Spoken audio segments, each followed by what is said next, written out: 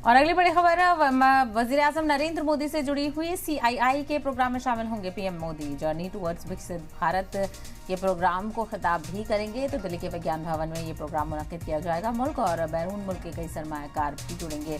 तो CII के programme में शिरकत करने के लिए वजीर आजम नरेंद्र मोदी भी पहुंचेंगे और विकसित भारत की और जो सफ़र है जर्नी टुवर्ड्स विकसित भारत प्रोग्राम में पीएम मोदी हिस्सा लेंगे और इसमें खिताब भी करेंगे। तो दिल्ली के विज्ञान भवन में ये खास प्रोग्राम मुनक्किद किया गया है। बजट के बाद CII की तरफ से ये प्रोग्राम बेहद ही खास है क्योंकि इसमें कई सरमायाकार भी जुड़ेंगे। मुल्क और बैरून मुल्क के कई सरमायाकार यहाँ पर पीएम मोदी से मुखातिब होंगे और पीएम मोदी यहाँ पर खिताब भी करेंगे। तो क्या कुछ बिजनेस को लेकर, ट्रेड को लेकर पीएम मोदी की तरफ से कहा जाता है, इस पर भी नज़र बनी रहेगी।